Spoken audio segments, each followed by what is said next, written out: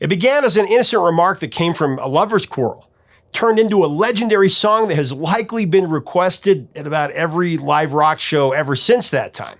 At first, the singer didn't think it was anything special, and then one night he laid on his back in the corner of the studio and he wrote the lyrics in just a few minutes. At one point, the song was 17 minutes long. Once the band recorded it, the label hated it. They tried to stop it from being put on an album. Eventually, this classic rock standard progressed into an anthem for freedom. Coming up, the legacy of one of the signature songs by a blessed and accursed Hall of Fame band from Florida. Coming up on Professor of Rock. Hey music junkies, Professor of Rock, always here to celebrate the greatest artists and the greatest songs of all time. Now, if you remember that wonderful relationship that happened between a pencil and a cassette tape back in the day, this channel is definitely for you. Subscribe below right now to get daily content on the stories of the greatest songs straight from the artists. That came from one of our viewers. It's a cool thing there. Now it's time for another edition of one of my favorite shows on here, Number One in Our Hearts, where we discuss a song that should have been a number one hit on the Billboard Hot 100. We place the song in its historical context since its original peak and its impact on our culture and why it should have been number one. Now, back in 1970, Lynyrd Skynyrd co-lead guitarist Alan Collins was having a spat with his then-girlfriend Kathy Johns. In the heat of the moment, Kathy asked Alan, with a tear in her eye, "If I leave here tomorrow, would you still remember me?" If I leave here tomorrow. That frustrated lover's question hit him right between the ears. He couldn't get the phrase out of his head. Would you still remember me? Alan ultimately answered Kathy by making her his wife later that year. Now, at their wedding, Kathy asked the Skynyrd band members who were there to partake of the festivities to tuck their long hair under wigs. And she was worried her parents would find their appearance disturbing. Now, little did Kathy know, her innocent query to her future husband would be the impetus for a liberating Southern rock anthem for her husband's band, the Rock and Roll Hall of Famers from Jacksonville, Florida, Lynyrd Skynyrd, one of the greatest of all time. Now, this song breakdown is sponsored by Zenni. I wear the glasses I always wear every single day. I've got Professor Rock on the side here. You can do the same. Put whatever you want on the side. If you go to Zenni.com, you can add some style to your look. Design your own pair. Choose from a lot of different features like blue blocks that protect your eyes from digital blue light, anti-glare, anti-fog. You're going to love it. Now, Collins began developing music to go with Kathy's unwitting opening line, starting with a chord sequence that he refined over several years, actually.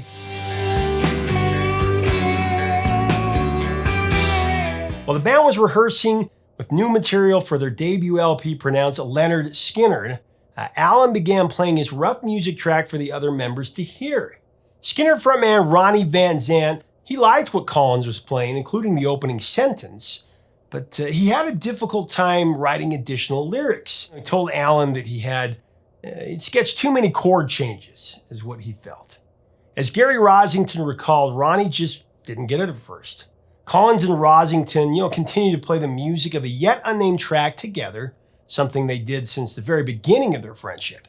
One night, though, Ronnie wanted the boys to play the track, and the melody finally sparked just a creative flow of rough lyrics for the song, including the line, "I'm as free as a bird now." 'Cause I'm as free as a bird now. From there, Ronnie Van Zant assumed his favorite writing position. He used to lie flat in a corner of the studio, and he gradually came up with the iconic verses that became Freebird. Freebird was first recorded as a ballad in '72. It was recorded without those smoking guitar solos. Skynyrd began to throw in pieces to make the song longer, and Freebird was included in their live sets to give Van Zant, some time to rest his voice during the extended instrumental part.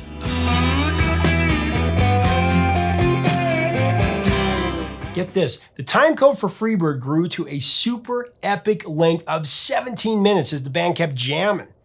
Jamming with improvisational guitar shifts. Now, eventually the recording was cut to just over 9 minutes, with the man Alan Collins lighting up his 1961 Gibson Les Paul with a blistering 5-minute and 12-second climax that many regard as one of the all-time greatest guitar solos.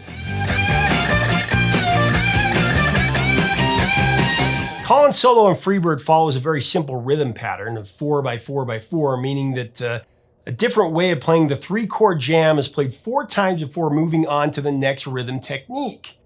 One may call it a simple pattern to learn, but Collins had a unique way of pedaling and rolling each note that was actually very difficult to mimic.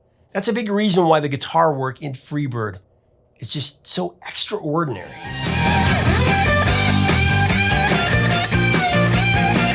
Lynyrd Skynyrd did not think that there was anything special about Freebird at first. Honestly, to the band, it was just another track.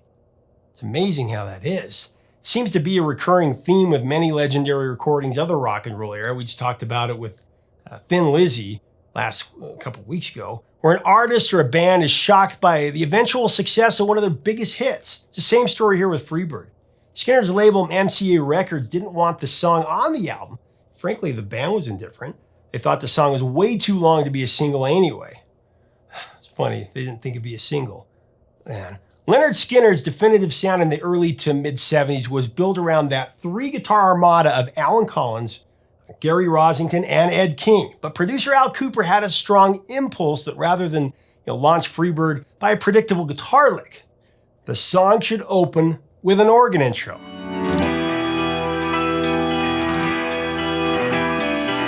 Although the band was reluctant about the organ as the lead instrument, Kooper convinced him, and he played the intro himself, credited on the album as Roosevelt Gook.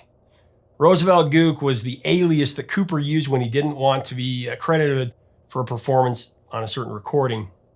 Now, besides being a visionary producer and a founding member of the band Blood, Sweat, and Tears, Al Kooper's pedigree included pivotal contributions as a session musician on a couple of incredible rock classics. Incomparable, really. Kooper played the organ parts on Bob Dylan's revered Like a Rolling Stone.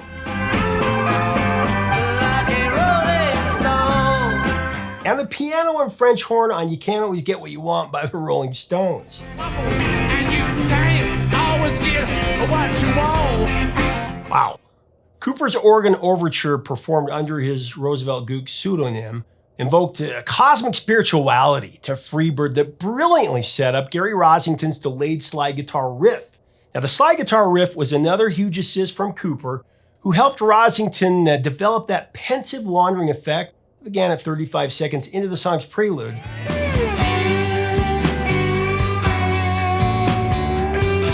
Following Bob Burns' dramatic drum setup, Rossington's moving slide riff permeates throughout Freebird's swirling arrangement like a bird gliding high in the sky, circling the vastness of the earth below.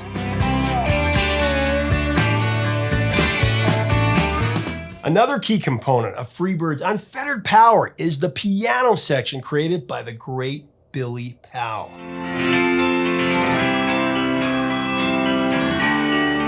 Now, long before Billy was an official member of Skynyrd, he demonstrated his devotion to that group by being one of their earliest roadies.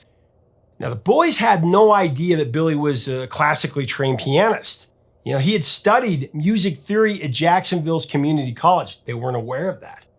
Powell wasn't paid much as a roadie, but he faithfully served the group for nearly 2 years before Ronnie Van Zant discovered that he had this incredible talent. Billy was setting up for a Skynyrd show, 72. I guess he saw a piano in the corner of the room and he started playing his own take on Freebird. That was the moment that Ronnie Van Zant became aware of Billy's tremendous gift. He instantly knew his talent had to be utilized. So this is funny. Billy recalled the first time that Ronnie heard him play. To quote him, Ronnie came up to me and said, "You mean to tell me you've been playing the piano like that and you've been working for us this whole time?" End of quote. Billy Powell told Van Zant that he was in fact classically trained. So right then, right there, Ronnie stated emphatically, "We need a keyboard player." Not only was Billy Powell an indispensable part of the brilliance of Freebird, he was also critical to the formation of Skynyrd's other signature track.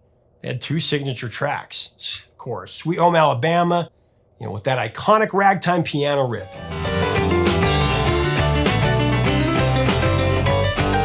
Billy Powell's piano arrangement is the underrated foundation of Freebird. that underscores the melodic buildup to release the narrator from a cage of social and romantic confinement. Because I'm as free as a bird now, and this bird you cannot change. Lord knows I can't change.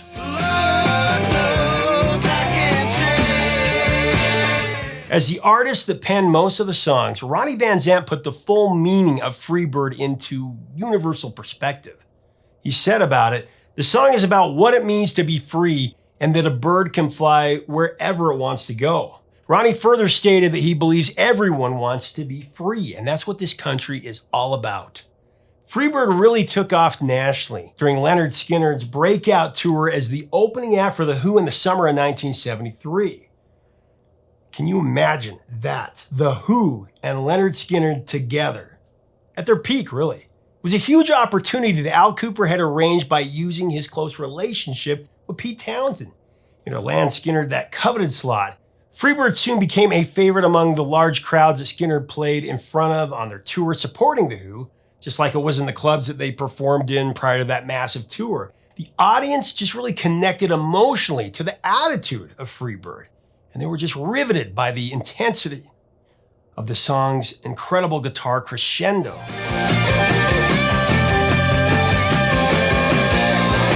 Freebird became such an eagerly anticipated anthem at Skynyrd's live shows. MCA decided to release it as a single, but the label neutered the track from the 90-minute and 8-second LP version to a 4.5-minute clip so that Top 40 radio would potentially play it. Collins' blazing guitar solo was the obvious casualty of the radio edit.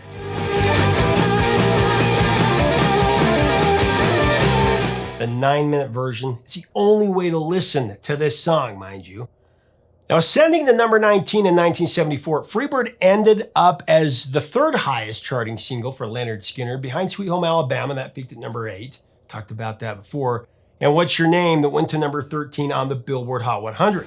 Little girl, what's your name? Freebird should have been a number 1 hit. Now, in 76, a live version of Freebird from Skynyrd's live album One More for the Road, that was released as a single. It went to number 38 on the Hot 100. This feeling I can't change. Freebird also had a renaissance in Europe in 82. It reached number 21 in the UK, and it reached number 14, I believe, in Ireland. Alan Collins and the iconic Ronnie Van Zant, they co-wrote many of the biggest Skynyrd hits together. In addition to Freebird, they also teamed up to write Give Me 3 Steps. Give me 3 steps, mister. Give me 3 steps towards the door. And That Smell, both incredible songs, among others. Can't you smell that smell? There are undoubtedly many more idolized tunes that would come from Van Zant and Collins and the other amazing academy of musicians of the beloved Lynyrd Skynyrd.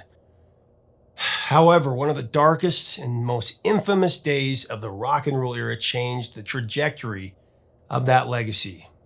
October 20th, 1977, a date that we sadly pointed out in our feature on Sweet Home Alabama. That was the date where an airplane carrying the band crashed into a forest in Mississippi, killing 3 band members, including the great Van Zant.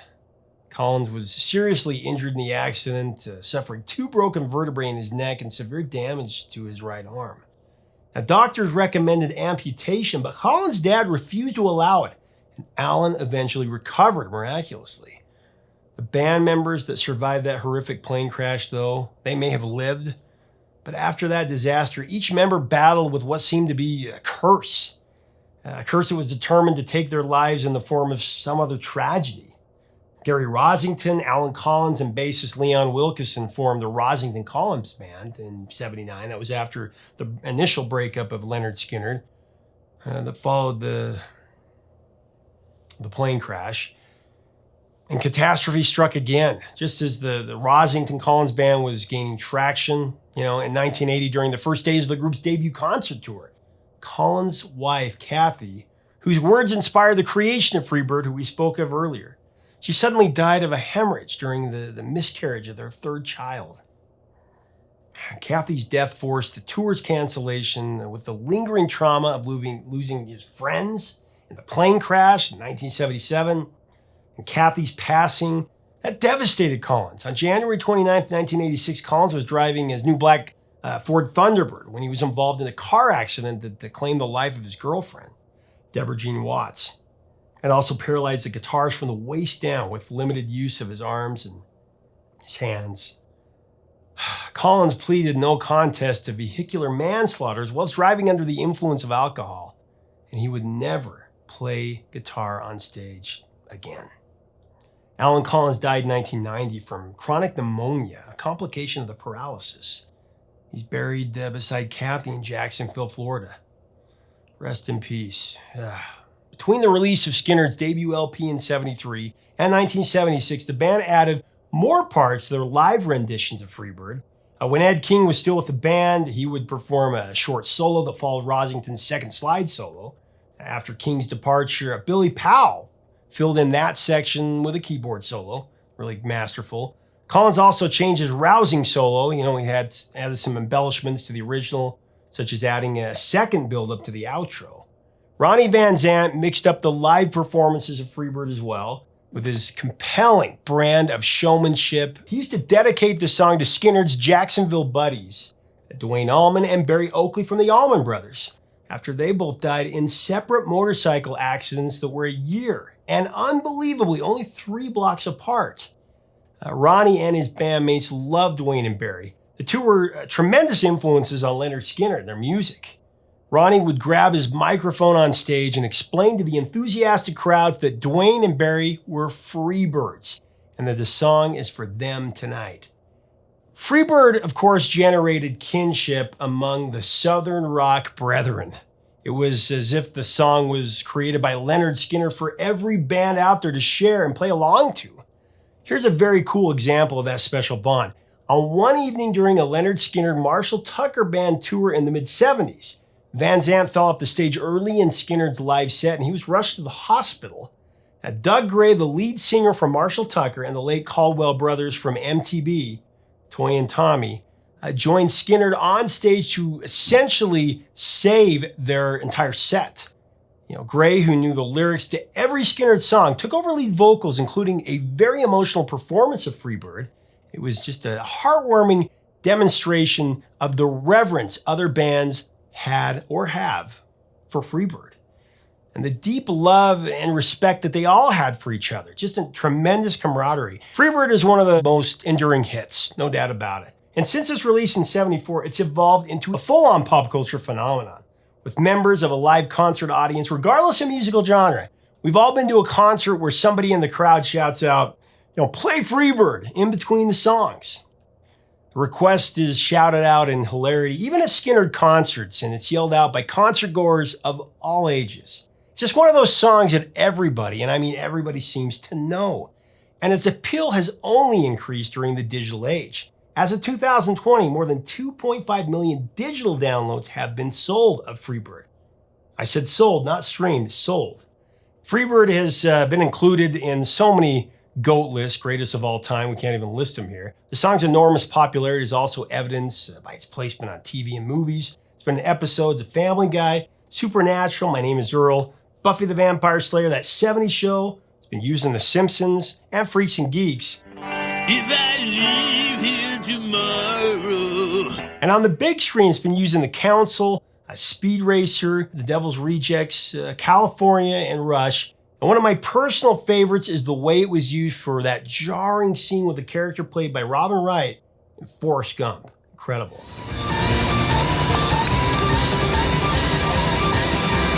Now, those of you who are gamers or enjoy pretending to be a rock star, you know that Freebird is the encore song in the video game Guitar Hero 2. The first time that I heard Freebird as a kid, a really young child, I was absolutely mesmerized, electrified, seduced by that life-changing solo.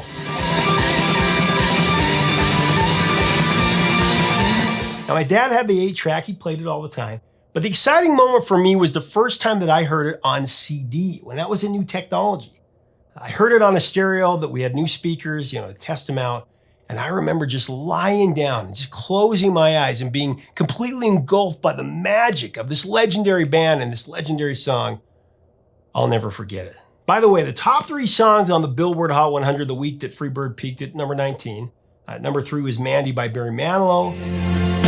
But I sent you away number 2, Laughter in the Rain by Neil Sedaka.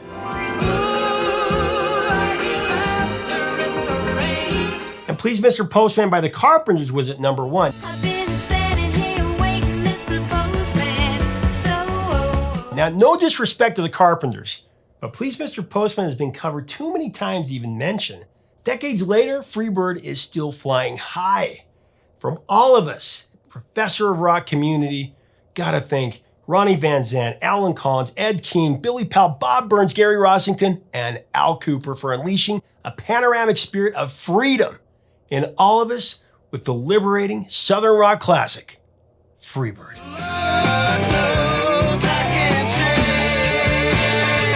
Leave us a comment about this classic rock standard. What are your memories of this song and the band Lynyrd Skynyrd? This is only the second song from a band that we've given the number 1 hit, should have been a number 1 hit. No other band we've ever given 2 to. We give it to Lynyrd Skynyrd. We honor them here. If you like this content, we do invite you to become a full-time part of this community. We'd love to have you. We talk music every single day. And, check us out on Patreon as well, where we have other programming. Help us keep the music alive. It's very important. Till next time, 3 chords and the truth, my friends.